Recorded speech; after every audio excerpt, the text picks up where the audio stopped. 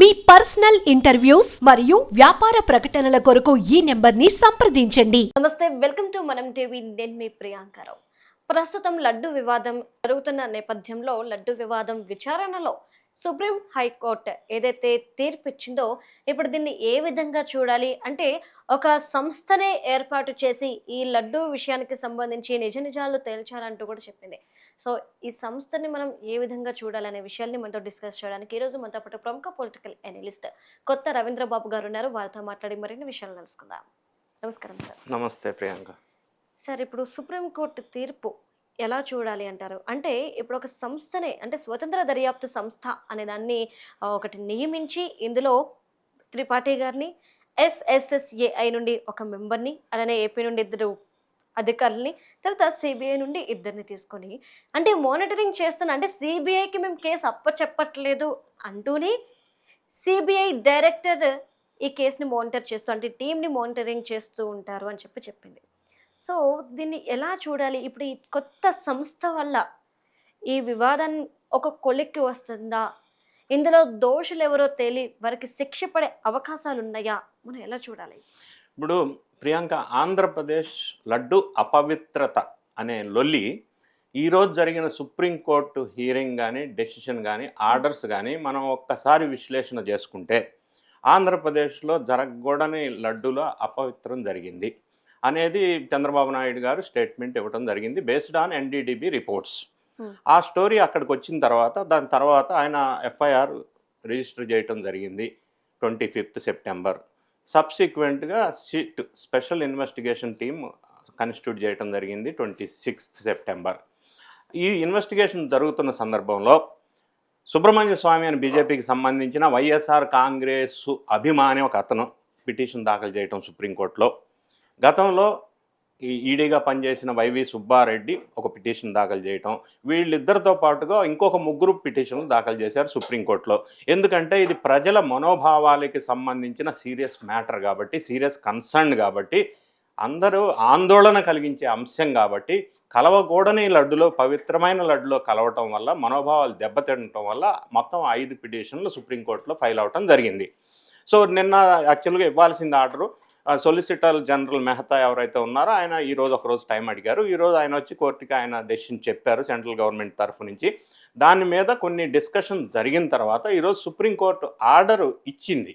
ఆ ఇచ్చిన ఆర్డరు ఎవరికి అనుకూలం, ఎవరికి వ్యతిరేకం, ఇది వైఎస్ఆర్ కాంగ్రెస్ పార్టీకి అనుకూలమా, ఎన్డీఏకి అనుకూలమా అనే చర్చ ఈరోజు మళ్ళీ మొదలైంది ఆర్డర్ వచ్చిన దగ్గర నుంచి. మనం ఒక్కసారి అన్బయాస్డ్ విశ్లేషణ కనుక చేసుకున్నట్టయితే ఇచ్చిన ఆర్డర్ ఈరోజు ఏమిటంటే, ఒకటి, ప్రస్తుతం ఉన్న special investigation team constituted by government of Andhra Pradesh బాగానే ఉంది, దాన్ని తప్పు పట్టడం లేదు, అది కంటిన్యూ అయినా పర్వాలేదు, అయినప్పటికీ సెంట్రల్ గవర్నమెంట్ పర్యవేక్షణలో ఉంటే బాగుంటుండే అని సొలిసిటర్ జనరల్ మెహతా గారు సుప్రీంకోర్టుకి తెలియజేయడం జరిగింది.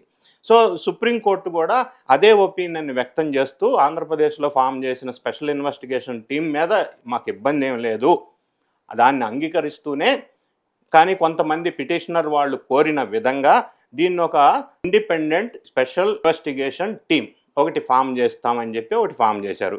అందులో 2 సిబిఐ నుంచి సీనియర్ అఫీషియల్స్ ఉంటారు. వాళ్ళిద్దరిని సిబిఐ టాప్ అఫీషియల్స్ నామినేట్ చేస్తారు. 2 ఆంధ్రప్రదేశ్ రాష్ట్రానికి చెందిన పోలీసు అధికారులు ఉంటారు, వాళ్ళిద్దరిని ఆంధ్రప్రదేశ్ రాష్ట్రం నామినేట్ చేస్తుంది.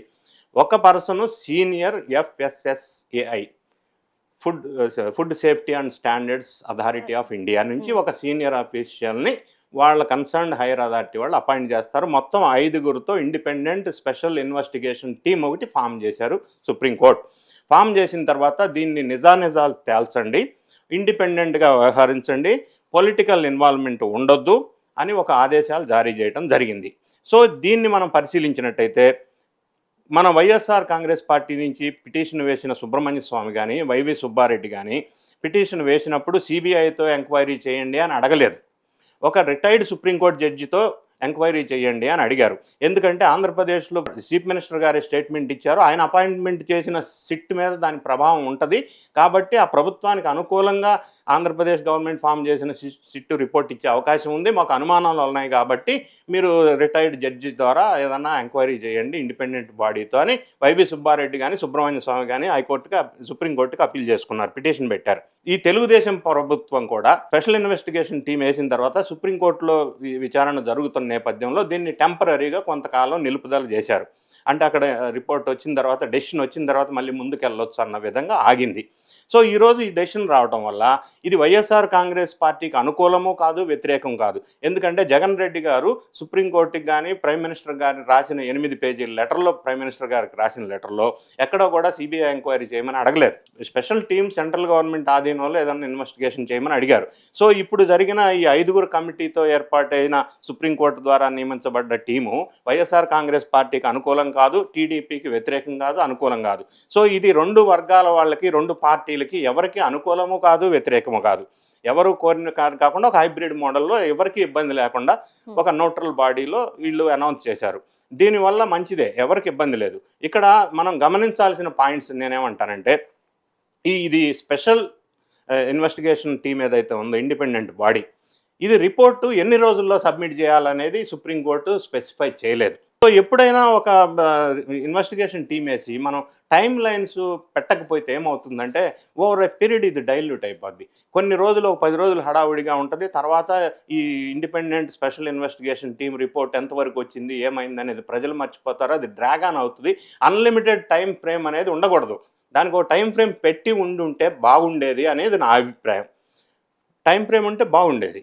రెండోది ఏంటంటే, ఇది ఆ పార్టీ ఈ పార్టీ అనేదోటి పొలిటికల్ రంగు పొలవద్దు అనేది కూడా సుప్రీంకోర్టు ఆదేశాలు ఇచ్చింది. మూడోది ఏంటంటే, ఈ రిపోర్టు ఇన్వెస్టిగేషన్ చేసిన తర్వాత ఇది సుప్రీంకోర్టుకి సబ్మిట్ చేయాలా, సెంట్రల్ గవర్నమెంట్కి సబ్మిట్ చేయాలా అనేది ఒక క్వశ్చన్. అయితే ఈరోజు సుప్రీంకోర్టు దగ్గర ఉన్న లాయర్స్ బయటకు వచ్చి చెప్తున్న పరిస్థితి నేను విన్నాను. వాళ్ళు ఏం చెప్తున్నారంటే, ఇది సెంట్రల్ గవర్నమెంట్కి రిపోర్ట్ సబ్మిట్ చేస్తారు, accordingly appropriate decision will be taken by the appropriate authority అని చెప్పారు. సో ఆ డెసిషన్ వాళ్ళు తీసుకుంటారు వచ్చిన తర్వాత. ఒకే ఒకటి టైం లైన్ పెట్టున్నట్టయితే బాగుండేది. రెండోది, ఆల్రెడీ ఇప్పుడు గవర్నమెంట్ ఆఫ్ ఆంధ్రప్రదేశ్ ఏర్పాటు చేసిన ఎస్ఐటి కొంత ఇన్వెస్టిగేషన్ చేశారు కాబట్టి వాళ్ళ దగ్గర తీసుకున్న కొంత సమాచారం కూడా ఇప్పుడు కొత్తగా ఫామ్ అయ్యే న్యూ బాడీకి కూడా కొంత ఉపయోగం జరిగే అవకాశం ఉంది. ఏదైనా ఇన్వెస్టిగేషన్ నిష్పక్షపాతంగా జరగాల, ప్రజల మనోభావాలకు సంబంధించిన అంశం లైట్గా తీసుకోవడానికి వీల్లేదు. మంచి ఇన్వెస్టిగేషన్ జరిగి నిష్పక్షపాతంగా నిజాలు బయటికి రావాలా. ఈ కల్తీ జరిగిందా, జరిగితే ఎట్లా జరిగింది, ఎందుకు జరిగింది, ఎవరు బాధ్యులు, ఎప్పుడు జరిగింది, ఈ విషయాలన్నీ బయటకు వచ్చి తగిన బాధితులు ఎవరైతే ఉన్నారో, ఈ పని చేసిన వాళ్ళు, నిందితులు, వాళ్ళకి కఠినమైన పనిష్మెంట్ ఉండాలా అనేది ప్రజలు కోరుకుంటున్నారు. ఆ విధంగా జరుగుతుందని ఆశిద్దాం. సార్, అంటే ఓకే, ఇప్పుడు వరకు ఒక విచారణకి ఒక సంస్థ ఏర్పడింది. సార్, ఇక్కడ సంస్థ ఏర్పడిన వెంటనే మద్రాస్ హైకోర్టులో ఒక తీర్పు వచ్చింది ఏఆర్ డైరీకి సంబంధించి. అంటే వాళ్ళకి విచారణ, అంటే ఏదైతే ప్రూఫ్స్ సబ్మిట్ చేయమని ఎఫ్ఎస్ఎస్సిఐ వాళ్ళు షోకాజ్ నోటీసులు ఇచ్చారో, వీరు ప్రూఫ్స్ సబ్మిట్ చేయడానికి క్లారిటీ ఇవ్వడం కోసం మరికొంత సమయం వీళ్ళకి ఇవ్వాలి అంటూ కూడా తిరిగి ఇప్పుడు మీరు ఏవైతే నోటీసులు ఇచ్చారో వాటిని మేము రద్దు చేస్తున్నాం, తిరిగి మళ్ళీ ఫ్రెష్గా నోటీసులు ఇవ్వండి అని అన్నాడు. ఇదొక ఎత్తు. ఇదే నేపథ్యంలో పిల్ దాఖలు చేసినప్పుడు ఏఆర్ డైరీ వాళ్ళు ఒక విషయాన్ని నోట్ చేశారు.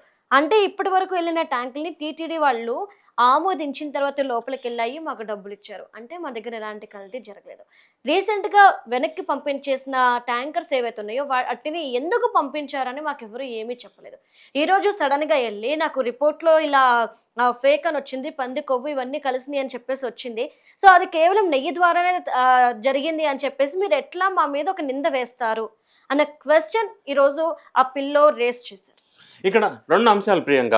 ఇప్పుడు మనం నిష్పక్షపాతం మాట్లాడుకుంటే ఈ నెయ్యి కల్తీ జరిగిందనే ఈ ప్రచారం ఏదైతే ఉందో అందులో ఓకే, కల్తీ జరిగిందా లేదా, ఎన్డీడీబీ రిపోర్ట్ కరెక్టా కాదా దాన్ని పక్కన పెడదాం.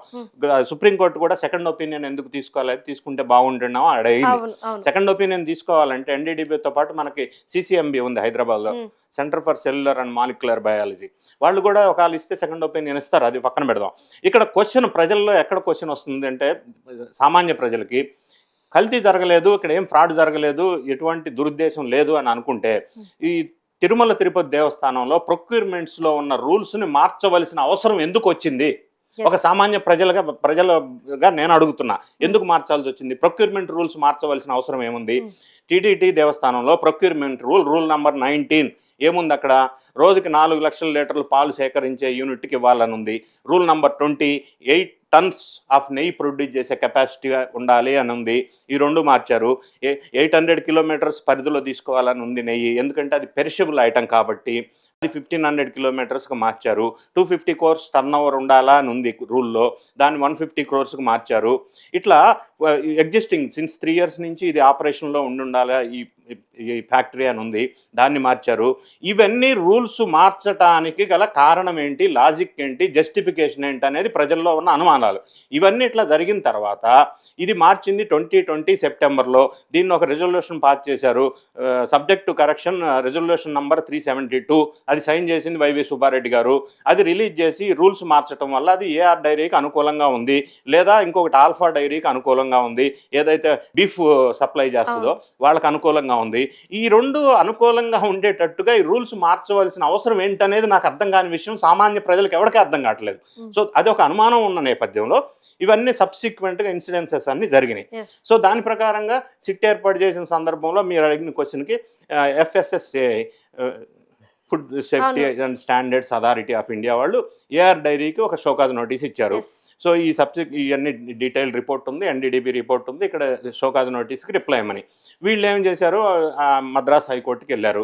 షోకాజ్ నోటీస్లో వాళ్ళు అడిగింది ఏంటంటే, షోకాజ్ నోటీస్లో అస్పష్టంగా ఉన్నాయి వాళ్ళు మెన్షన్ చేసిన పాయింట్స్, క్లారిటీ లేదు ఆ పాయింట్స్లో అని అడిగారు. రెండోది, ఇంతకుముందు కొన్ని ట్యాంకర్లు మేము సప్లై చేసాం, వాటికి పేమెంట్ జరిగింది, మిగతా కొన్ని 4 ట్యాంకర్లు పేమెంట్ జరగలేదు, అది రిజెక్ట్ అయినాయి అని చెప్పారు. మూడోది ఏమన్నారంటే, షోకాజ్ నోటీసులో అస్పష్టత ఉండటం ఒకటి, ఇమ్మీడియట్గా మేము రిప్లై ఇవ్వలేము, షోకాజ్ నోటీస్కి రిప్లై ఇవ్వడానికి టైం కావాలని చెప్పి అడిగారు.